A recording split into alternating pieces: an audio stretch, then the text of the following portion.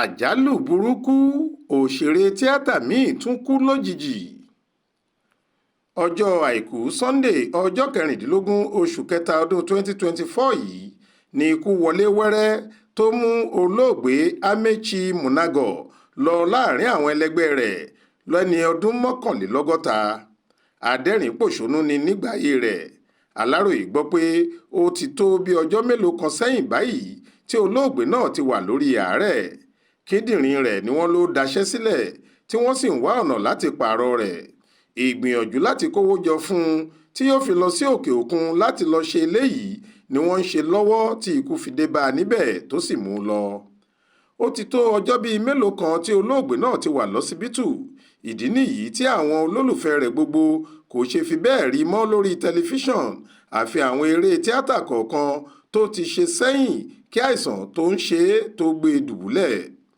Alága ẹgbẹ́ onítíátà lédè òyìnbó ọ̀gbẹ́ni Emeka Rollas tó fìdí ìṣẹ̀lẹ̀ ọ̀hún múlẹ̀ fáwọn oníròyìn lẹ́yìn tí olóògbé náà kú tán ṣàpèjúwe Amechi Munago gẹ́gẹ́ bí àgbà òṣèré pàtàkì nílẹ̀ wa tí kò sẹ́nì kankan tó lè dí àlàfo ipa rẹ̀ láàrin ẹgbẹ́ onítíátà lédè òyìnbó.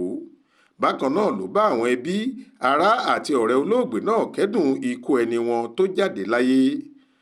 Ọ̀kan pàtàkì lára àwọn òṣèré tíátà ẹlẹgbẹ́ rẹ̀ ọ̀gbẹ́ni Maurice Muye tó sọ̀rọ̀ nípa ikú olóògbé yìí sọ ipa pàtàkì táwọn ẹlẹgbẹ́ rẹ̀ kó lásìkò tó fi wà lórí ìdùbúlẹ̀ àìsàn ńlá tó ń ṣe é. Ó ní àìsàn kíndìnrín ló ṣe àgbà òṣèré náà, àwọn dókítà sì ń ṣètọ́jú rẹ̀ lọ́wọ́. Àwa tá a jẹ́ òṣèré tíátà ẹlẹgbẹ́ rẹ̀ gbogbo ń dù ú pé kó má kú àti ń dá owó jọ kí wọ́n bá lè pààrọ̀ kíndìnrín rẹ̀ tó déédé daṣẹ́ sílẹ̀ lójijì. Ṣùgbọ́n rírò ní tènìyàn, ṣíṣe ní tolúwa. Lójijì la gbọ́ ìròyìn ikú rẹ̀ báyìí. Wọ́n bí Amechi Munago lógúnjọ́ oṣù kẹjọ ọdún 1962.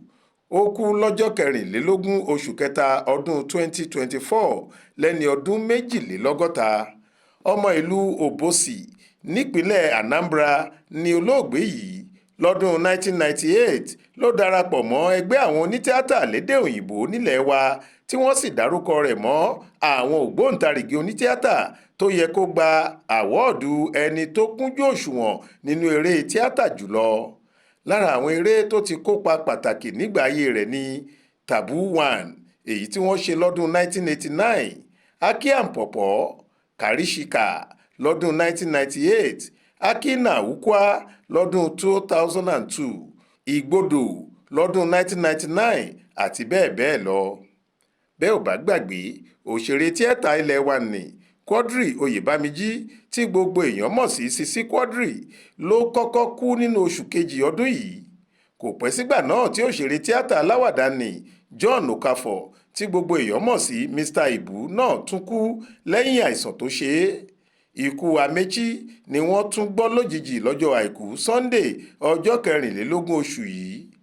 Ikú àwọn òṣèré ilẹ̀ wa tó ń tẹ̀lé ara wọn yìí ló mú káwọn aráàlú máa sọ pé kí àwọn òṣèré ọ̀hún kún fún àdúrà gidi kí wọ́n má ṣe rí àjálù kankan mọ́ láàrin wọn.